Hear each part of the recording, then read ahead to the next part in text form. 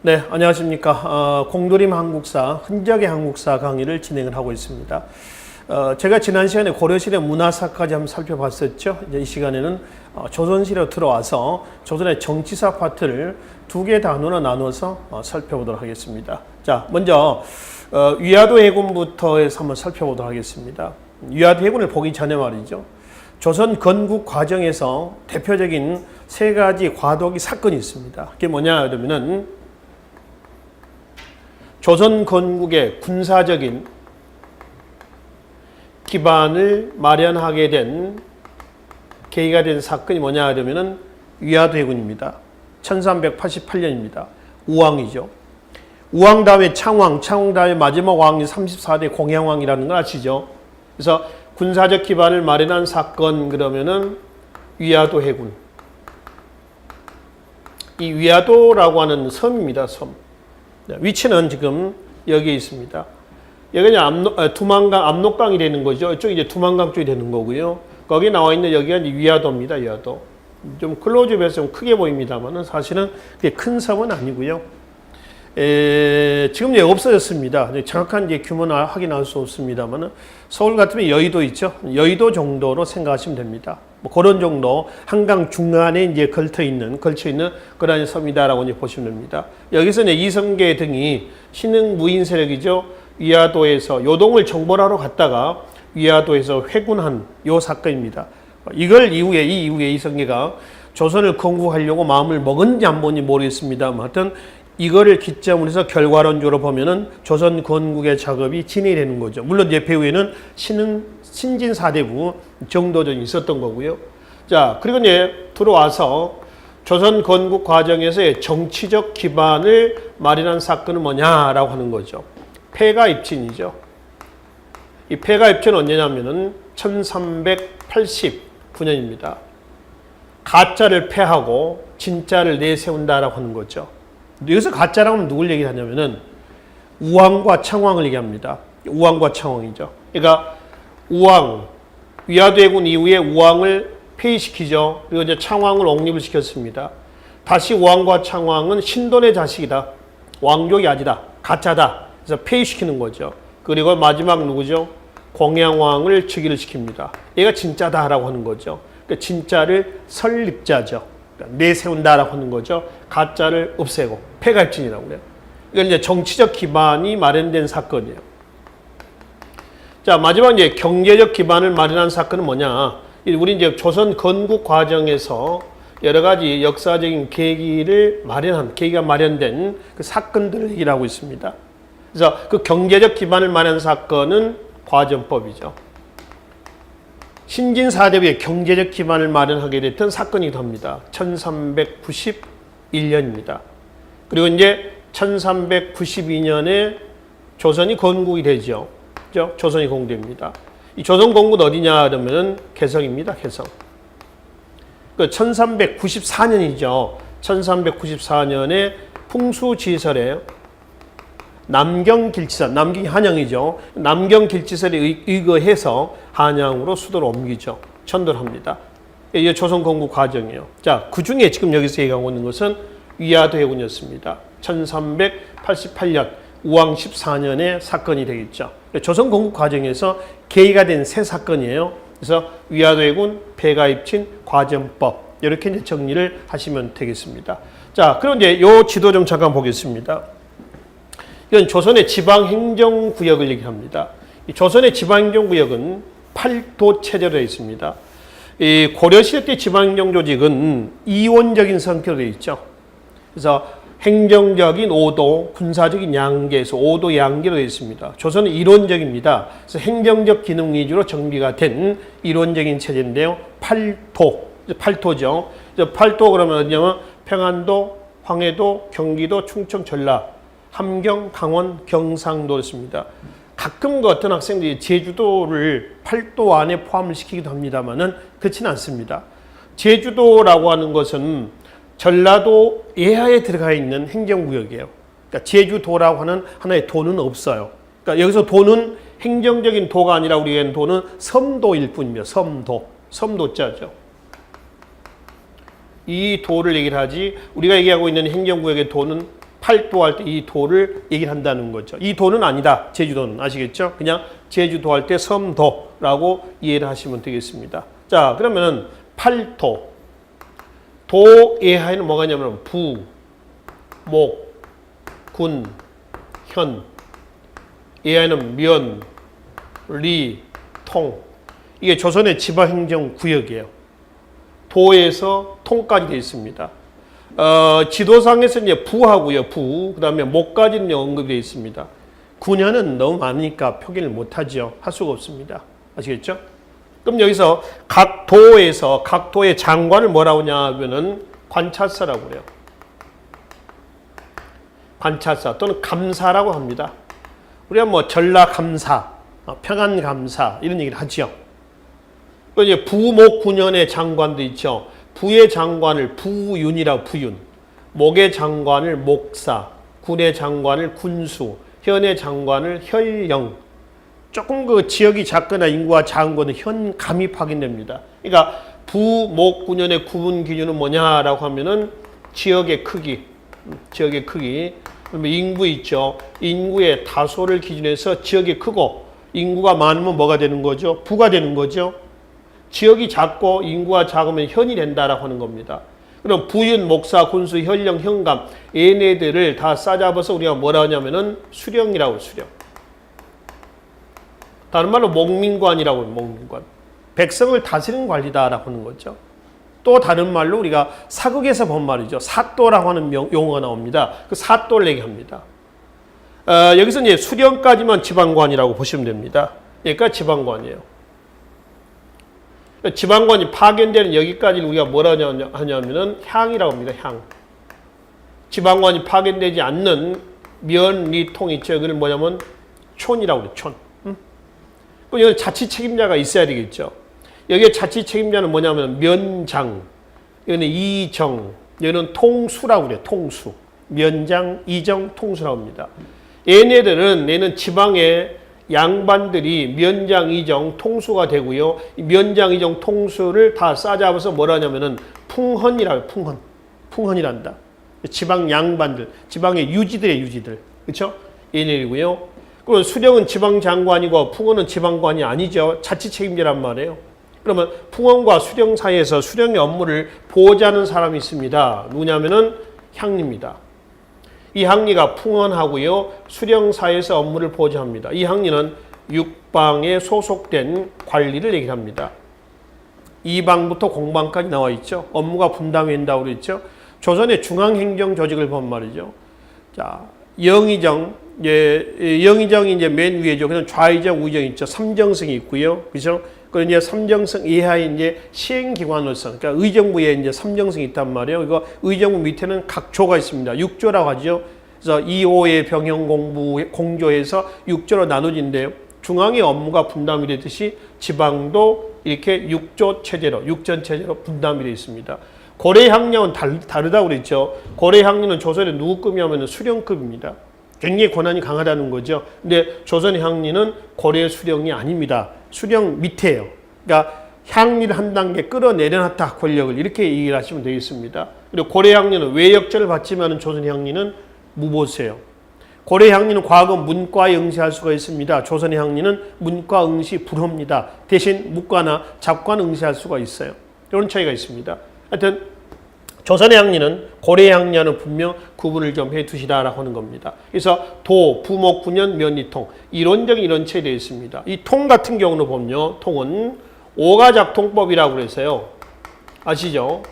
다섯 집을 오가, 집가자입니다. 일통으로 만들어 놓습니다. 이런 통치 목적입니다. 중앙 집권의 목적이 되는 거죠. 국가가 중앙에서 지방 속속들이 관리하기 위한 목적으로서 오가작통법을 실시하고 있었다라고 하는 겁니다.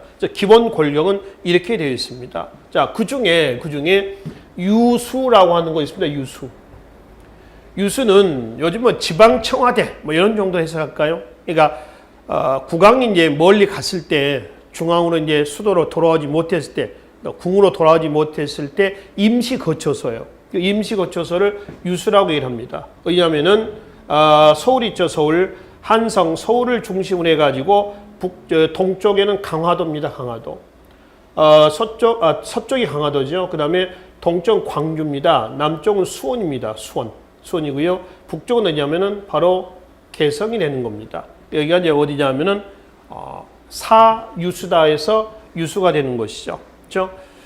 개성, 광주, 수원, 강화. 그리고 이제 그 중간에 있는 중심이 어디죠? 서울입니다. 서울을 중심으로 해서 동서남북에 분포가 되어 있다라고 이제 보시면 되겠죠. 그리고 이제 지도에 보시면 한성부는 요즘에 서울특별시라고 보시면 됩니다. 서울특별시.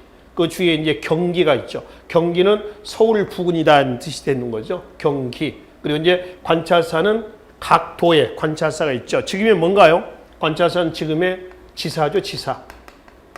각 도의 장이 되는 거죠. 도지사라고 하죠. 그래서 지사에 직에 나는 것이 관찰사였습니다. 그러니까 관찰사 몇 명이 된다라면은 8명이 된다라고 하는 것이죠. 8도니까, 그죠? 그리고 관찰사나 수령은 임기제입니다.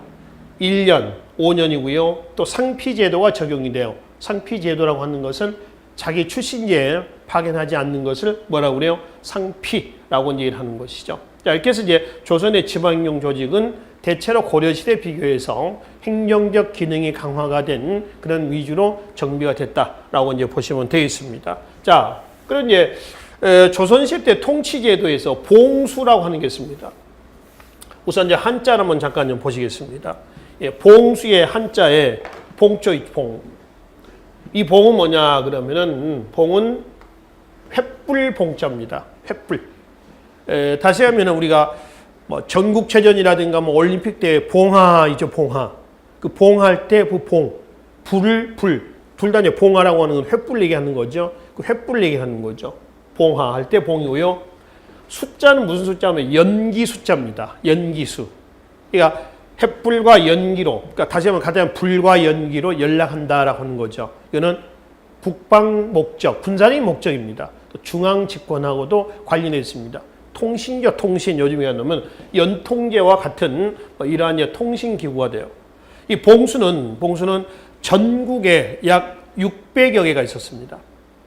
이 600여 개가 설치가 되어 있는 산 이름을 봉화산이라고 그래요. 참고로 우리나라에서 가장 다수의 산 이름이 뭐냐 그러면은 봉화산입니다. 서울 같은 경우도 봉화산이 있습니다. 또 지하철 5호선인가 6호선인가 뭐 봉화산역도 있어요. 또 지방에 가면 봉화산이라고 하는 산 이름들이 굉장히 많습니다. 전국을 제가 뭐 다 확인할 수는 없습니다만 몇 해 전에 국토교통부라고 합니까? 그 국토부에서 발표했었던 산 이름 중에서 가장 많은 산 이름이 봉화산으로 한번 발표한 적이 있었습니다. 그래서 이 봉화가 있었던 곳이다라고 이제 보시면 됩니다.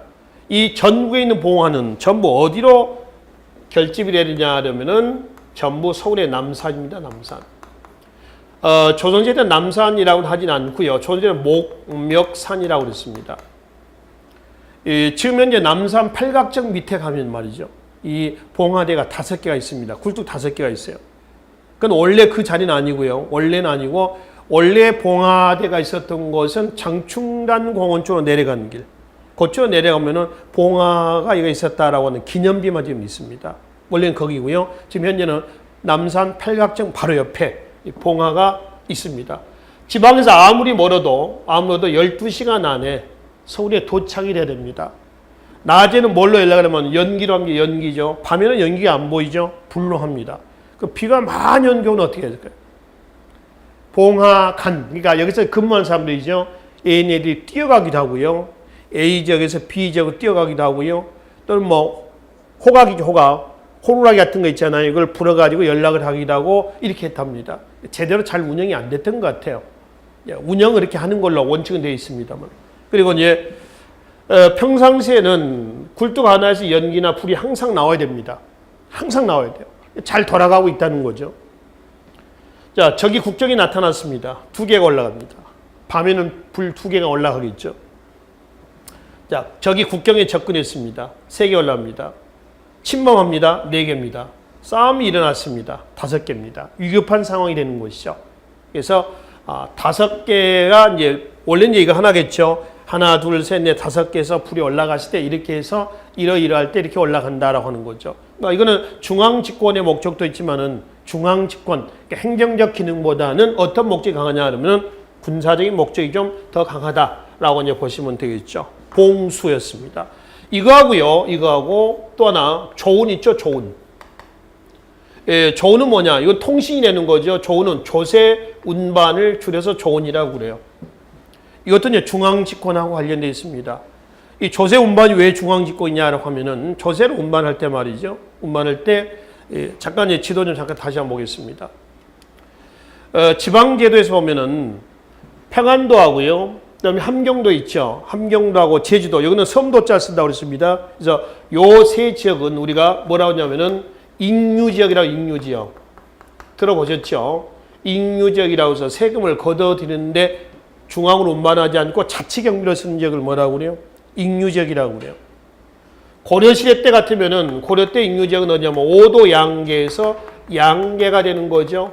동계와 북계가 있죠. 조선의 익류는 어디냐 하면 지금 말씀드렸죠. 평안도, 함경도, 그 다음에 제주도 이렇게 되는 거죠. 그러니까 여기는 이제 빼고요. 나머지 이제 뭐 황해, 경기, 충청, 전라, 경상, 강원 있죠. 요 지역에서 특히 이제 뭐 경상도, 전라도 쪽에서는 해로를 통해 가지고 이렇게 해서 서울로 운반합니다. 충청도는 마찬가지죠. 황해도 마찬가지입니다. 그 이제 강원도 같은 경우는 이제 육지, 그러면 소양강, 그다음에 경상도 나중에 이건 리아스이 아니고요. 다도해 아닙니까? 그래서 이제 배가 자꾸 뒤집어지는 겁니다. 그래서 육지로 해서 남한강 상류로 해가지고 양수리를 거쳐서 한강 경천으로 운반한다는 거죠. 이걸 조운이라고 그래요. 그냥 조세 운반이라 해서 조운이라고 하는데 조세 운반할 때 문서 전달로 같이 합니다.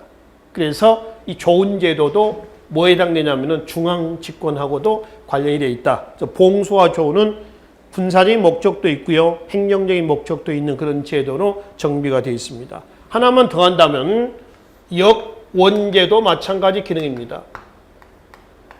역과 원을 얘기합니다. 역은 이제 요즘에 기차역과 같은 곳이죠. 말을 타고 가다가 말을 바꿔 탈 수 있는 거고요. 그렇죠? 원이라고 하는 것은 국립여관을 원이라고 합니다. 요즘 얘기하는 국립여관이죠. 그래서 역자와 원자가 붙어 있는 지명들이 많이 있죠. 조선시대 때 교통의 기능을 담당했던 지역입니다. 원 그러면 조치원, 장호원, 경기도의 퇴계원 이런 지역이 있고요. 역자가 있는 건 역삼동 서울의 역원동 이런 역자가 들어가 있는 지명들이 제가 모르는 지방에 많은 지명들이 있을 겁니다. 그래서 역과 원은 뭐와 관련돼 있냐라면은 바로 교통, 통신 그런 특히 이제 봉수 같은 경우는 군사적인 이런 목적하에서 정비가 돼 있다라고 이제 정리하시면 되겠습니다. 그래서 한자에서 횃불 봉자와 연기 숫자를 이해를 하시면 될 것 같습니다. 자, 그럼 이제 다음 장면은 성균관입니다.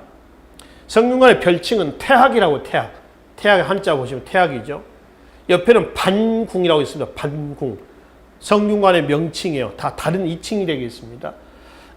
반궁과 관리해가지고요. 반수교라고 하는 걸 한번 들어보셨나 모르겠습니다. 반수교. 교는 다리교자입니다. 용교 때 보면 말이죠. 반수교. 그러니까 성균관 들어가는 입구예요. 개천이 있고요. 그 개천을 건너가기 위해 설치한 다리 이름입니다. 그러니까 꼭 여기를 거쳐야 돼요. 성균관 들어가려면은 반수교 위에다가 용교가 뭘 세웠냐면은 탕평비 아시죠? 탕평비. 이 탕평비를 세웠습니다. 그러니까 왜 반수교냐? 바로 반은 반궁의 반자입니다. 아셨죠? 그래서 성균관의 별칭은 뭐라냐면 반궁이다라고 한다는 것이죠. 조선의 국립대학이다라고 이제 보시면 되겠습니다. 자, 사진은 그중에 대표적인 이건 명륜당이라고 있습니다. 명륜당. 명륜당 여기 이제 어디 가냐면은 기숙사입니다. 제가 되는 거죠. 여기 사진만 지금 찍어놔서 그렇습니다. 이걸 이제 그 도면에서 본다면 이렇게 되어 있습니다. 지금 보고 계시는 명륜당 있죠? 여기가 명륜당입니다. 이게 강의실이에요. 강의실입니다. 그리고 저쪽에 있죠? 요 건물 있죠? 요 건물. 이 건물이 뭐냐면은 명륜당을 중심으로 본다면 서쪽에 있는 겁니다. 그래서 서쪽에 있는 기숙사, 서재. 그 다음에 동쪽에 있는 기숙사, 뭐죠? 동재. 그 다음에 강의실이었습니다. 그리고 이제 기타 과거 시험 장소였던 비천당이라든가, 그 다음에 존경각이라든가, 이런 존경각 요즘 도서관 정도로 보시면 되겠습니다. 그리고 대성전은 유교의 선현의 위패를 모시는 곳입니다. 위패를 모시는 곳. 제사도 지내죠. 그러니까 성균관에서 제사를 지낼 때 왕이 참석을 합니다. 왕이 참석해서 제사를 지내고 나서 기념으로 성균관 학생들을 대상으로 과거도 치르게 돼요. 성균관 학생들 대상으로. 그래서 과거를 통해서 공부하다가 학생이 바로 과거에 급제를 하죠. 그러면 바로 어디로? 관직으로 나가기도 한다라고 보시면 되겠습니다. 이거는 대학 교육입니다. 초등교육기관에 가지고 조선시대 때 교육 제도를 잠깐 좀 보면 서당에 있습니다. 요즘에 지금 현재 우리나라의 커리큘럼하고 비교를 한번 해보시면 됩니다. 거의 비슷하죠. 중등교육기관이 중앙에 사학이 있습니다. 사부학당이라고도 그래요. 사부학당. 그리고 이제 지방의 중등교육기관은 뭐냐 그러면은 향교가 있습니다. 사학에는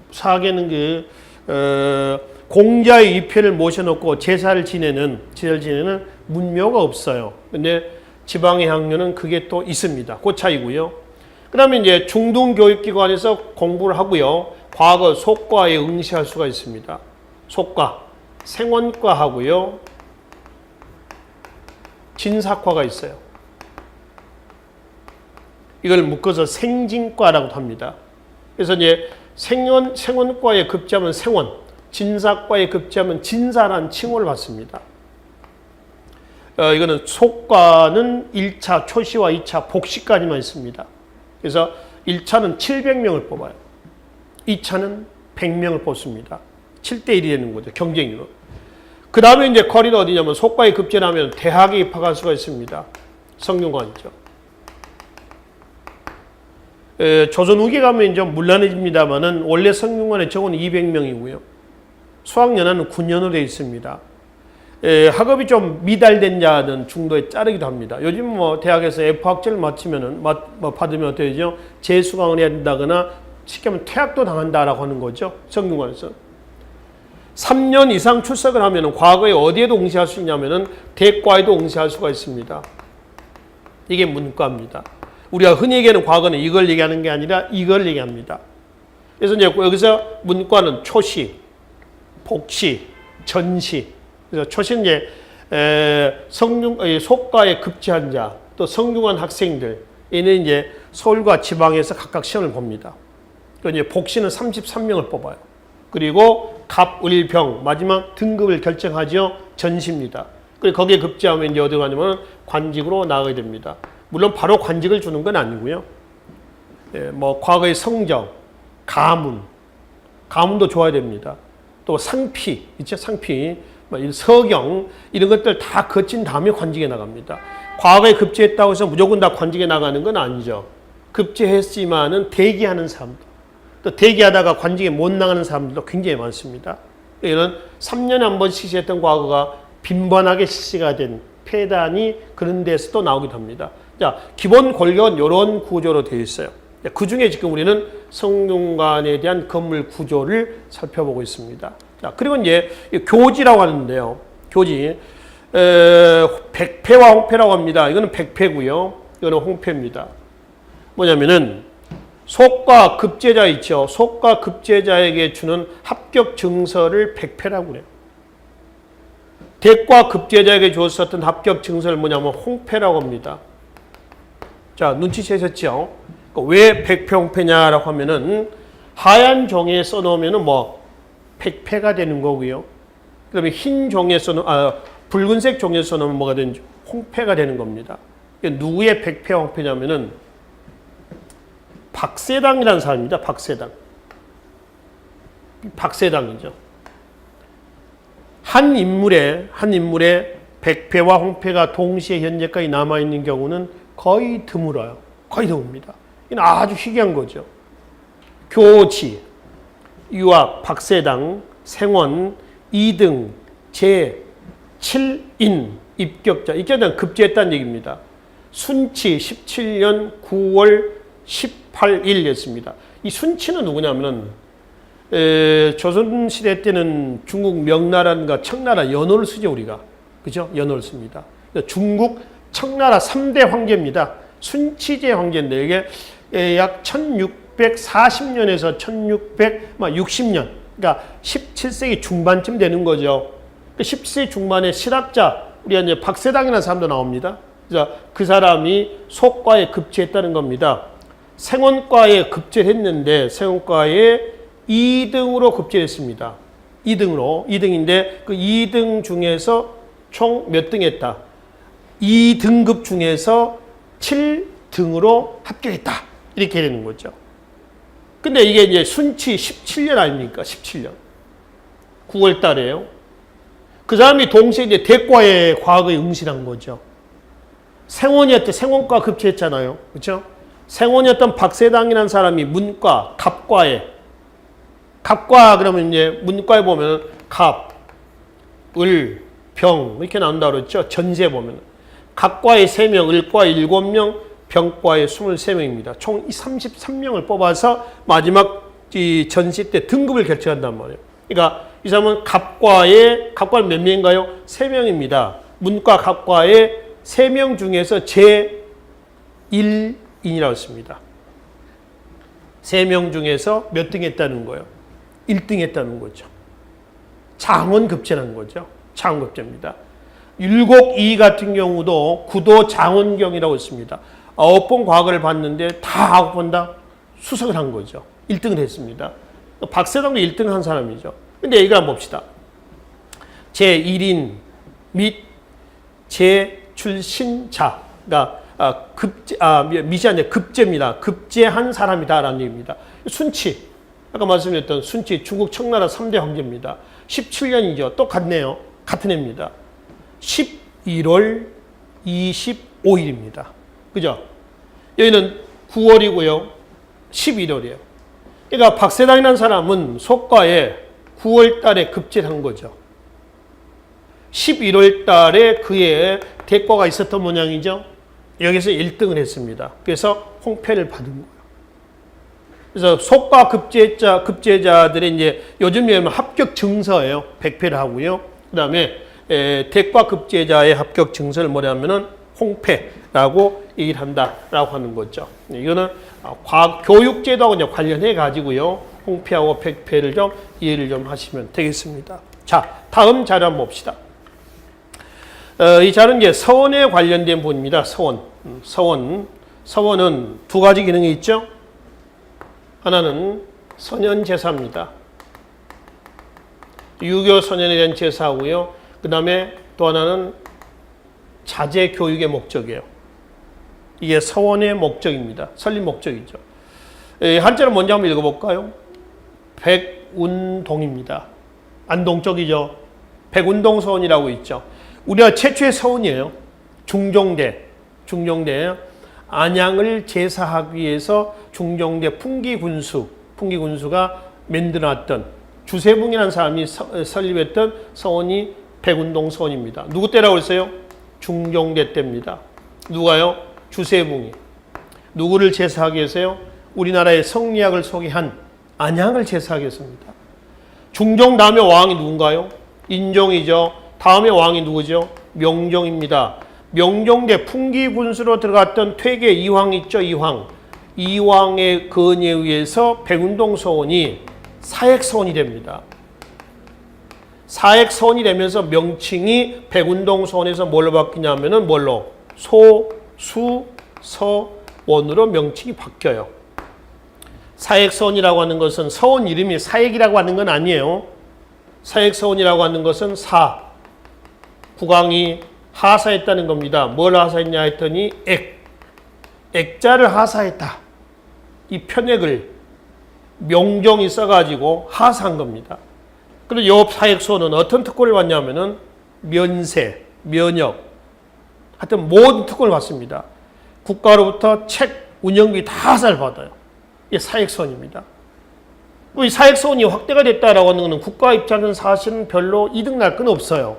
그렇죠? 왜냐하면은 면세, 면역이 되다 보니까 탈세 온상이 되기도 하고요.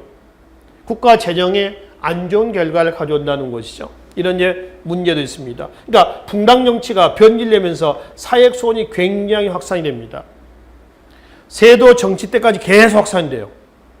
그다음 흥선대운대 가면은 전국의 사익소원 약 600여 개를 없애죠. 그리고 47개를 남겨놨다.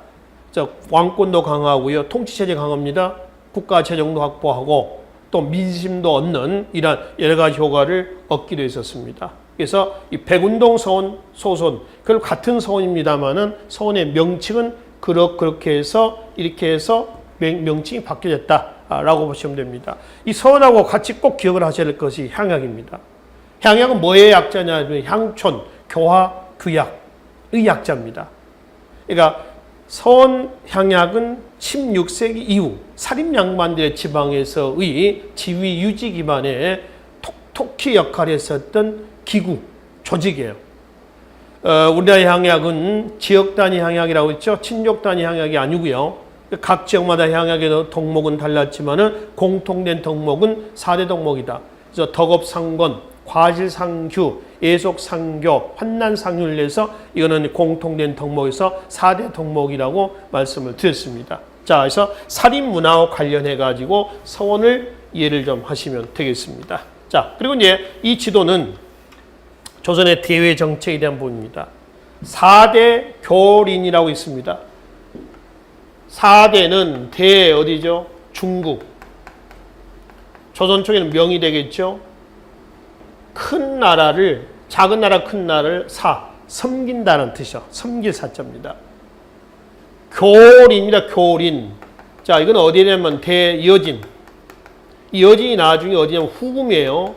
이 후금이 1636년에 국호를 뭘로 고치나요? 청으로 고치죠. 이 여진하고요. 그 다음에 또 어디죠? 일본에 대한 교린입니다. 자, 이 리는 이웃린자입니다. 이웃. 교는 사귄다. 이웃과 사귄다 해서 사귈 교자입니다. 4대 교린라고 일하는 것이죠. 근데 4대는 처음부터 경제 문화적인 목적하에서 뭐 정치 경제 문화 목적하에서 4대 관계가 이루어진 건 아니고요. 태조, 그 다음에 정종, 그 다음에 태종이 나오죠. 태종대 때를 기점으로 해서 그 이전엔 명과의 관계가 굉장히 안 좋습니다. 뭐 요동정벌 문제도 있고요. 또 조선이 여진과 손잡고 요동을 또 치려고 한다라고 하는 그런 문제입니다. 고려 말부터 요동정벌로는 꾸준히 나왔었죠. 그 다음에 뭐 연호를 시호를 못 받는 것도 있고요. 조선에서는 우리나라에서는 무슨 일이 일어나면은 명나라 황제의 뭐를 교지라든가 어떤 승인을 받아야 된다는 겁니다. 근데 그걸 못 받았단 말이에요. 또 명나라 대명해전에 이성계 아버지 이자춘인데 이자춘이가 아니라 이인임으로 기록해놨던 것도 양국과의 갈등이 또 조장된 문제였었어요. 하여튼 이런 문제로 인해서 태종 이전에는 관계가 안 좋다가 태종 이방원이 등장한 이후에는 관계가 호전이 됩니다. 그래서 양국과의 관계가 이제 해소가 되면서 불편했던 관계 해소되면서 4대 관계가 됐고요. 교리는 여진과 일본과의 관계입니다. 그래서 이제 친명 정책은 이 관계는 이제 태종 이후다라고 이제 보시면 이제 태종 이후에 겉으로는 4대지만은 실제로는 국가적인 실리, 다시 가면은 경제 문화적인 목적입니다. 떠받들어주는 척하면서 얻는 이득이 더 많았다라고 이제 보시면 되겠죠. 이게 친명의 친명. 그다음에 여진에 대해서는 물론 이 친명은 계속이 된 건 아닙니다.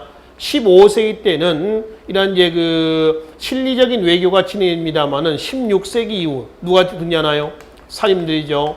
중국 중심의 의식을 갖고 있던 사림들이 등장한 이후에는 경제, 문화적인 목적보다는 정치적인 목적으로 틀어지게 되는 거죠. 맹목적인 존화주의 외교가 되는 거죠. 화를 존중한다라고 하는 것이죠. 그래서 여진과 일본에서는 교린이라고 했습니다. 기본적으로 조선은 여진과 일본에서 손을 내밀어주는 입장입니다. 근데 얘네들이 손을 잡아주면서 가끔은 노략질 한단 말이에요. 노략질 합니다. 그때는 조선도 가만히 있지는 않죠. 강경책으로 또 때리기도 합니다. 그래서 강경책과 회유책을 병행하는 외교예요. 근데 기본은 강경책 하려고 하진 않았습니다. 이 두 나라에서는 기본적으로는 친선 관계다라고 이제 보시면 되겠습니다. 먼저 일본부터 한번 보겠습니다. 일본의 회유책에서 삼포를 개한 게 있죠. 왜 회유책을 썼냐면은 고려 말부터 외구의 노략질이 굉장히 심했었어요. 그래서 고려 말에 홍건적 외구의 노략질에서 얘네들의 침입을 격퇴하는 과정에서 성장했던 세력을 뭐라고 그래요? 신흥 무인 세력이라고 그러죠. 뭐 이성계, 최영 다 이렇게 등장한 사람들 아닙니까? 최무선이라든가. 조선 건국 이후에도 이 왜구들은 대마도를 중심으로 해가지고 계속 노략질해 오는 겁니다. 그래서 이제 사신을 보내서 외교적으로 수습하려고 했는데 잘 안 됐어요.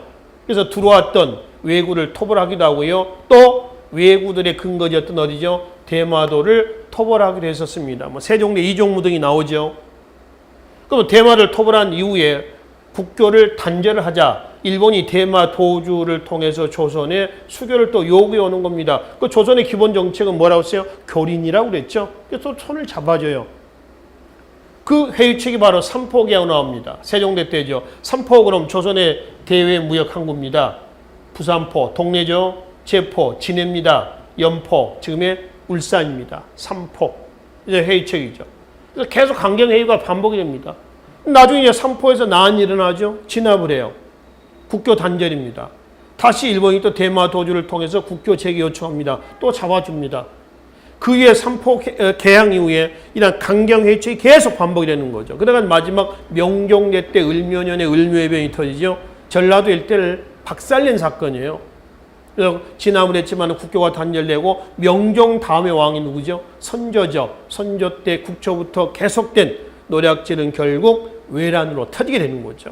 외란으로 인해서 양과의 관계가 중단이 되죠. 다시 이제 1608년에 광해군대 국교가 재개가 됩니다. 기후약조에서 나오죠. 1609년이죠. 기후년에 기후약조가 되는 겁니다. 그래서 그 관계는 일본과 관계는 계속 그렇게 해서 강온으로 반복이 되고 있었습니다. 자, 여진과의 관계는 교린 마찬가지입니다.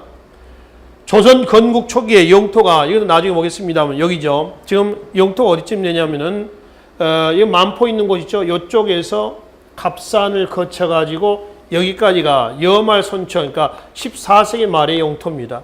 조선이 건국됐었을 때 영토라고 보시면 돼요.